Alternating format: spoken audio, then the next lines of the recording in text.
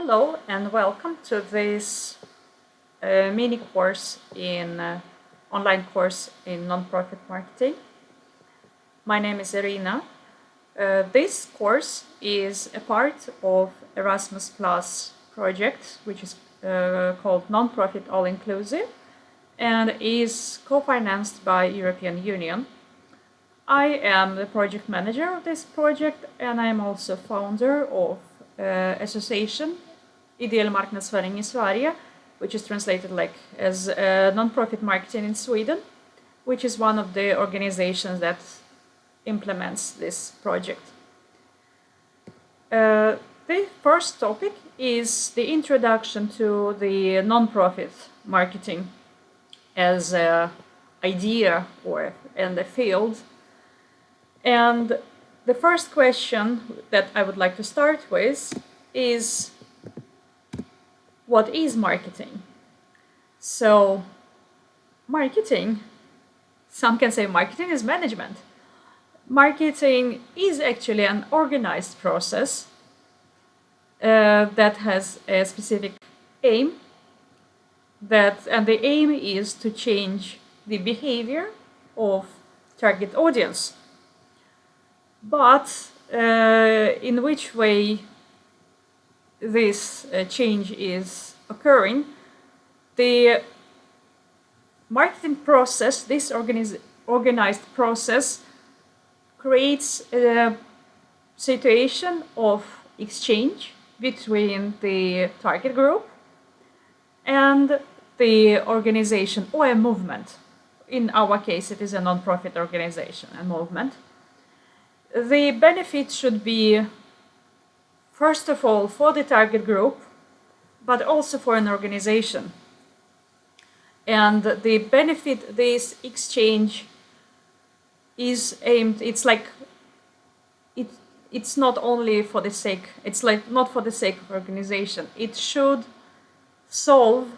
be a solution to some problems and some needs that target group has, with the help of what organization or a movement has to offer. So the exchange itself is in the core of marketing. We can think, okay, marketplace is a place where it's a place for exchange, where someone who has excess of something exchanges with someone else who has excess of something. Currently it is done with help of money. Previously it was done just with goods. So the focus is on this exchange, which is a core of marketing, but also to make it possible to organize this process.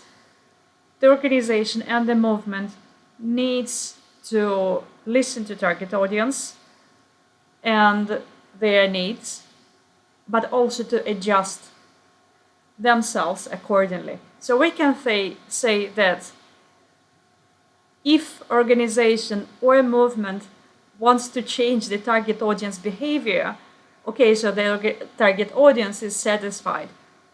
The organization and a movement should be willing to change themselves too. It will be a mutual process.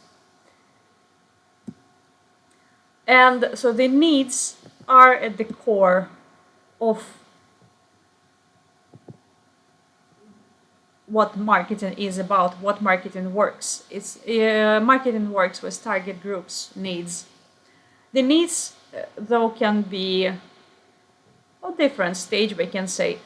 They can be latent, say, not always when I know what I need as a target group myself. If I do not know, there are alternative ways. Sometimes I know that I need food, I need shelter, I need clothes when it's cold, and so on. There are different needs. Sometimes I know about my needs. Target groups knows about their needs. Sometimes not yet.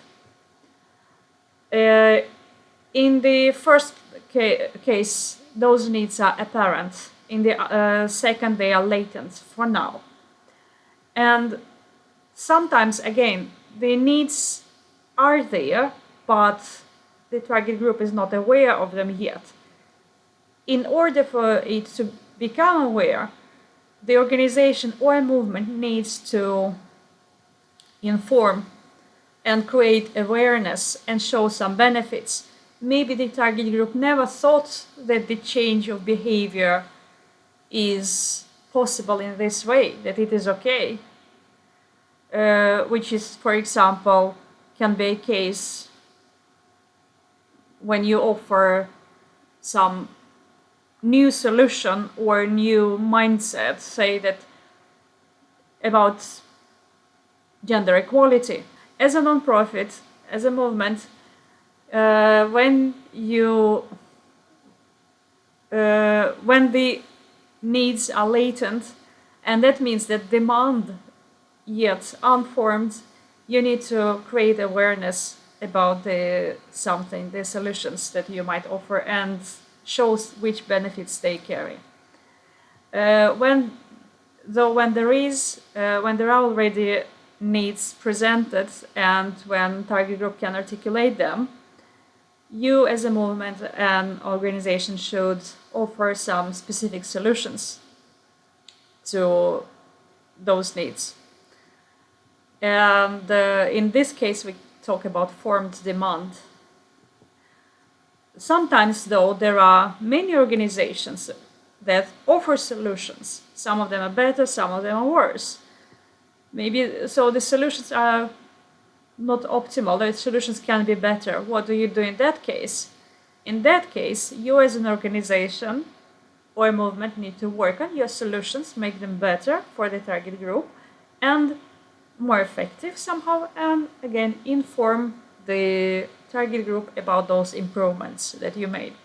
In that case, we are talking about sustainable demand, the demand that has been already over time, and probably target group already tried some, or maybe tries regularly some solutions. And again, when you offer some solution, you shouldn't expect that your target group will start, everyone from your target group will start doing it at once. And you shouldn't be disappointed again if it doesn't happen. Say the target group that you are reaching with the solutions. So this is how and in what pace they are gonna use or do these changes, say change behavior in the way that you are offering them, that should make their life better again. There will be innovators, there will be early adopters, then there will be a bit more of the target group. Then early majority, a bit more, even more of the target group will start changing behavior in the way that you offering. And then late majority, and then there always will be laggers, those who only make this change when this is really a norm. Again, this doesn't mean that it's applied to all the solutions. It doesn't mean that all solutions are good. It doesn't mean that what you offer is good, is a good solution. It's all about the needs that are in focus, that you always should address. But again, even when a target group has the needs, this is how they are gonna act on the needs when you offer solutions. So, what is not marketing then? Marketing is not intended to increase knowledge. This is the purpose of education and the role, and change values and attitudes. This is the role of lobbying, propaganda, and also education. But so the purpose and core and role of marketing is to change behavior and influence behavior again. You should offer the change. It's the target group that takes this decision, makes this decision. But sometimes, in order for the change to occur, there should be done some efforts in when it comes to educating the target group, doing some information campaigns and advocacy. So, but again, to change attitudes is not the purpose, it's the means. The behavior change is what is a core of it. And what factors are influencing behavior? So, when it comes to particularly efforts of non-profit movements and associations, there are some factors that are especially important, which also present, but not to that extent in classic efforts that companies do. So first, two obvious ones, which are more or less universal, is benefits and costs. Say, when you offer a solution to a target group to some of their problem or need, the target group will think of the benefits they get of it and look for information about the benefits.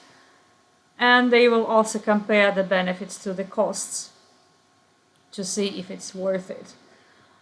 But besides that, and those two is a classic everywhere, but besides those two, there are also others, or the surrounding of the target group that influences their behavior a lot, especially when it is ideologically motivated change of behavior. And there is also self-assurance. Others, say an example, you talk about smoking, you are a movement that wants so that young people smoke less. And if you try to influence behavior, you can offer some benefits you can talk about health and so on, and you can speak about costs that can be also the habit of smoking. But if person who is smoking has a surrounding, has friends who are active smokers, it will probably be hard. You need to address the surrounding too. Sometimes even more important. Example, when we speak about the domestic violence, it's mostly the perpetrator's behavior, that the target group is the victim, but the perpetrator's behavior that has to be changed so that the victim's needs of safety are satisfied. Or like the potential perpetrator, we say in these terms. And again, for the target group to change their behavior, there's also self-assurance, which is important. And what is self-assurance? That means that target group is motivated to change, like not only sees the benefits, but also thinks that, yeah, it's worth doing. Those benefits are important for me. Because if they do not think that it is, for example, health is important, then it will not happen. Then there should be also opportunity, and you as an organization and movement should craft this opportunity. So make sure that there is some infrastructure and instructions, and make sure that the target audience knows about them.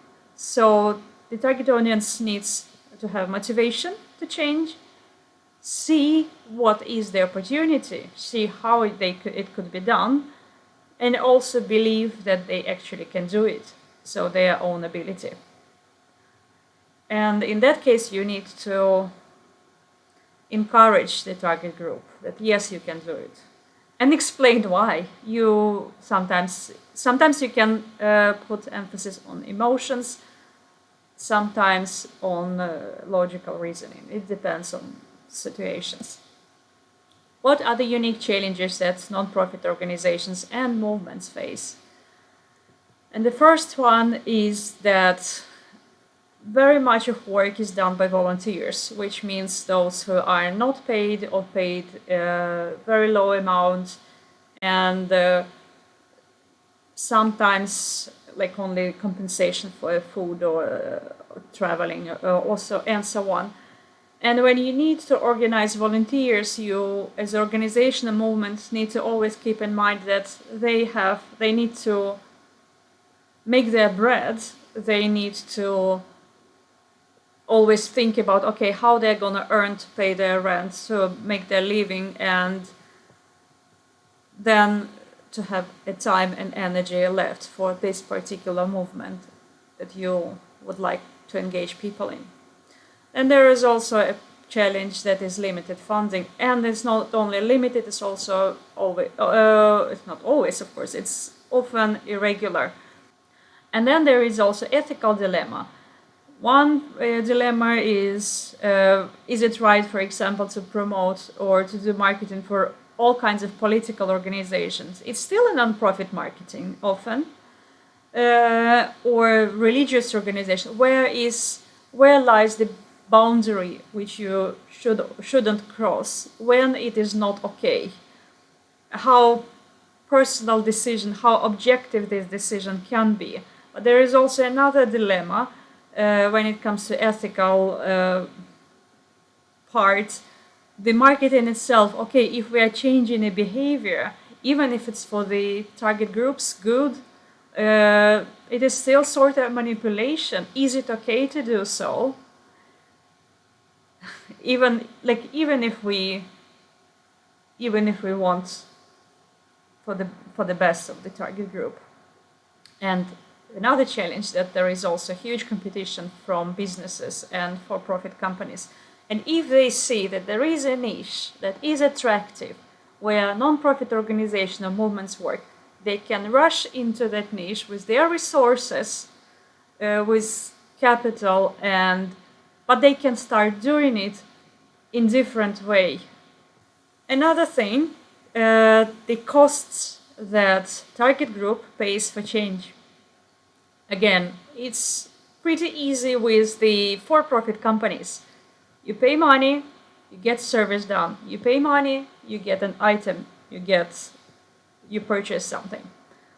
But we as non-profit, when we want, or we as a movement, when we want a change, we often expect the target group to pay other types of costs in addition or as main costs.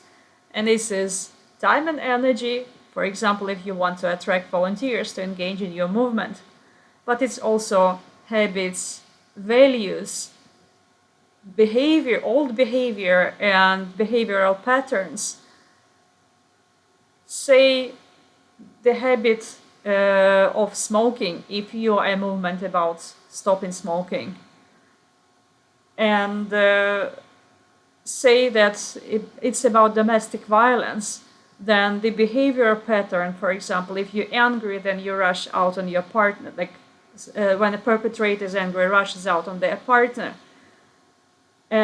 which is a normal pattern for the person, but it has to, like the movement, as a movement, you probably want to influence this, like so that the target group gives up this old pattern.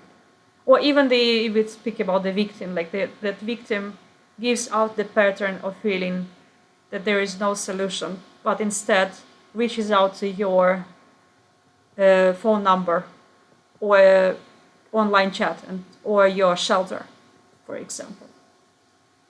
So the costs are not only money in non-profit world to a very large extent. And then there are also target groups. That there are several categories of target groups that you as a non-profit organization or a movement needs to keep in mind at the same time. And this is also a challenge. And this is because of the non-profit nature. So the categories are the following. You as an organization have some beneficiaries, and they say those are connected to your mission directly. It's like those target groups whose life or conditions you would like to improve. It can be individuals, it can be organizations. It actually doesn't need to be human. It can be animals. It can be nature. But it is like you still need to. This is where your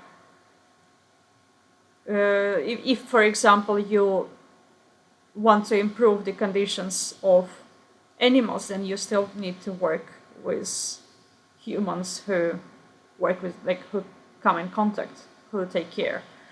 And there you work with change.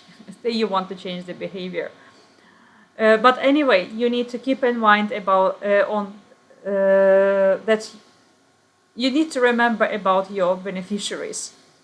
But at the same time, as an organization that you probably, as a movement, you rely a lot on volunteers, you need also to be attractive to volunteers.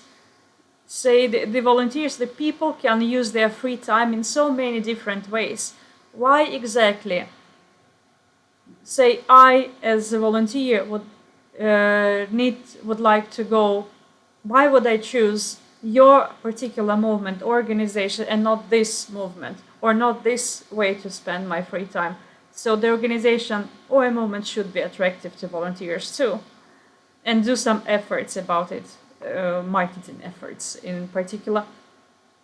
And then there are also donors. And donors, it doesn't mean only organizations. It can be private donors, and can be individuals through membership fees and gifts and contributions. And as organization or a movement, you need also to be attractive to them. And this is a challenge.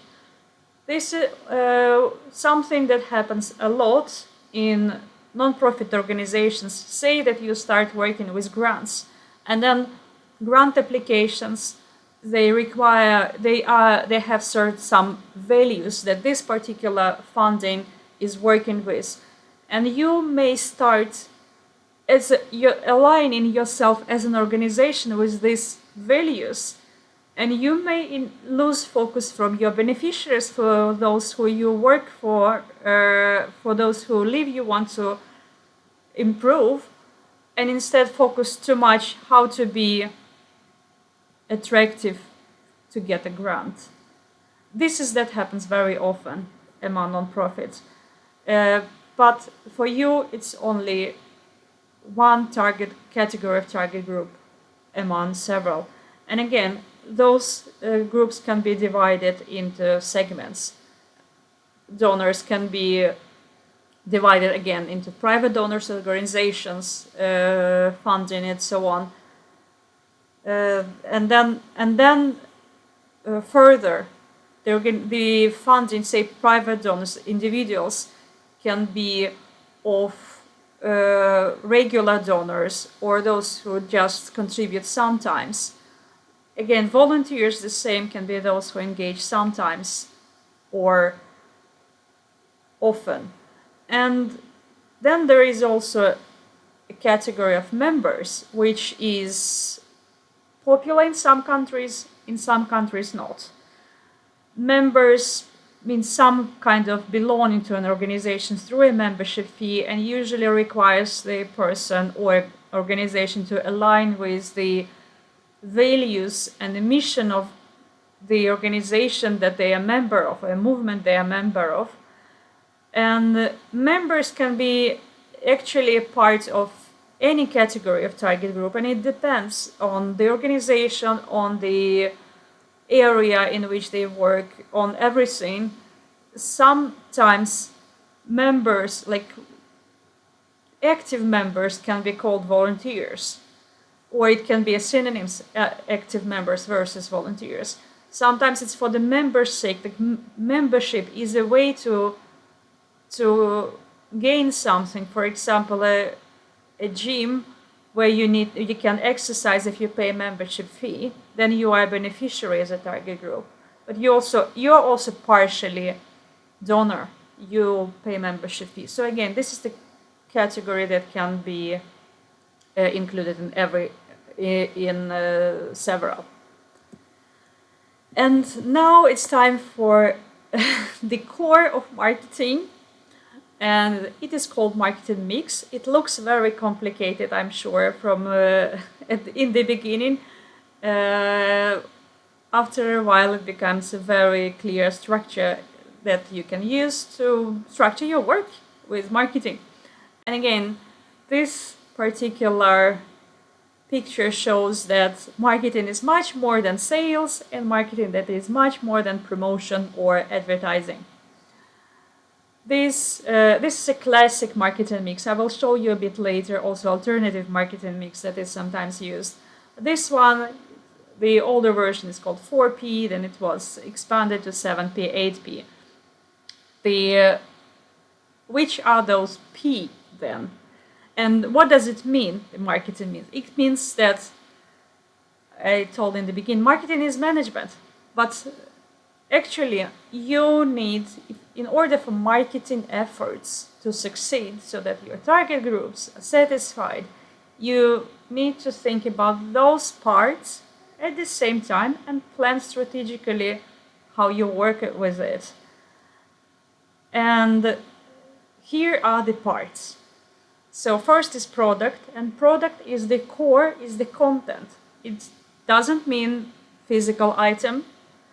It can be a content. This course is a product too. It can be an idea. It can be a new behavior pattern, whatever. Then there is also aspect of price, and price doesn't mean only money. We can speak also about the costs that target groups need to pay in terms of old habits and so on. But price is also, even if we speak about money, it doesn't mean price for an item, price for a purchase. It can be membership fee. How do you decide what will be a membership fee in your organization and why this particular? Even if something is free, for example, this course, online course, is free, how do you decide it and why? There is also the third aspect, the third P is place. And place is a meeting point between organizational movement and target audience. This webinar, this course can be considered a place too, even if it is digital. And digital spaces, physical spaces, meeting rooms, conferences, everything is about the place. So it's like place in a very broad meaning, and even the customer service can be considered place, like how delivery is organized, for example, and how customer service is organized, if there is something. Then there is promotion, and here comes like people a lot of often talk about marketing and think about advertising. Paid advertising is a small part of marketing communications, together with PR and influence, which is sometimes can be considered a separate field, which is publicity. You see on the picture, the last one. It can also be called strategic communications, a new field that is growing sort of separately from marketing. And then there is also interactive marketing. Interactive marketing is our favorite social media. And the direct marketing, which is newsletters or everything. It can be done also in person. And then there is sales promotion and personal selling. And only the two, like sales promotion is discounts. Personal selling is, yeah, it's those people that we sometimes hate when they call us in the wrong at the wrong time. So only the direct marketing, the sales promotion, and personal selling, only those three parts are actually sales. The rest is something else. And sales and marketing communications is a part of promotion. Promotional mix, sometimes it is called. And there is also processes. And processes usually how the actual processes are organized in a movement or an organization. It can be different policies, it can be IT parts, IT solutions, platforms, membership platform, for example.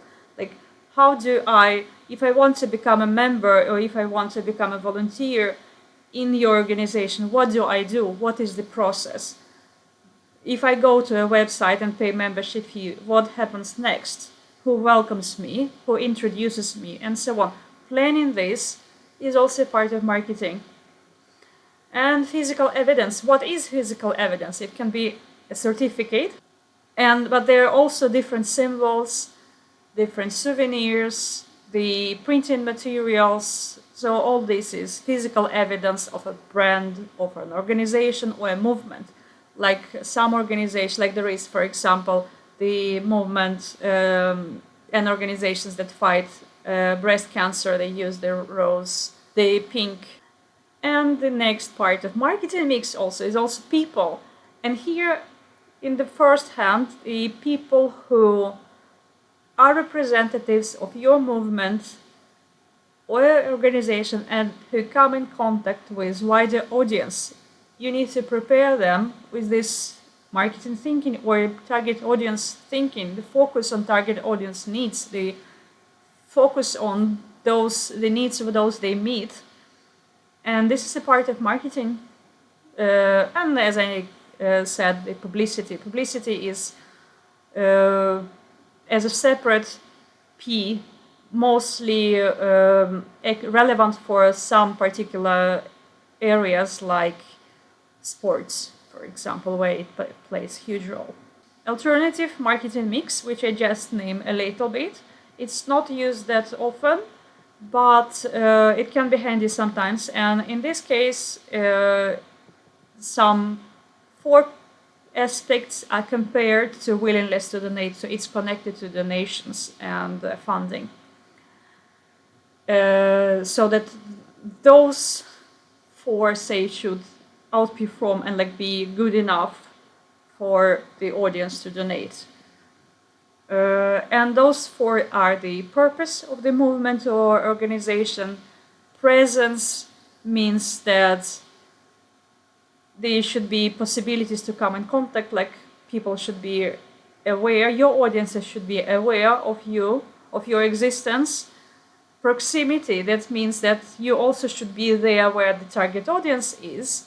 Those channels, those meeting places, those platforms, those events, and so on.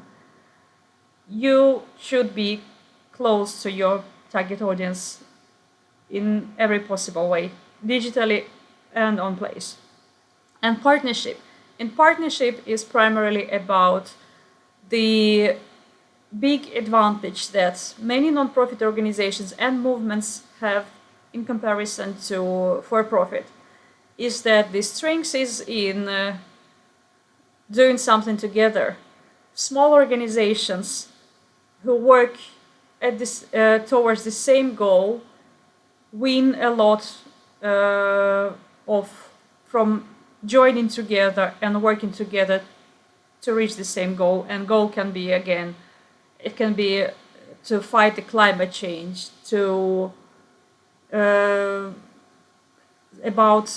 stop certain illnesses and to fight some destructive patterns, domestic violence, and so on. Like small organizations, like the organizations, non-profit organizations and movements win by cooperating. And this was all for introduction. I hope to see you in the next videos, and thank you so much for watching.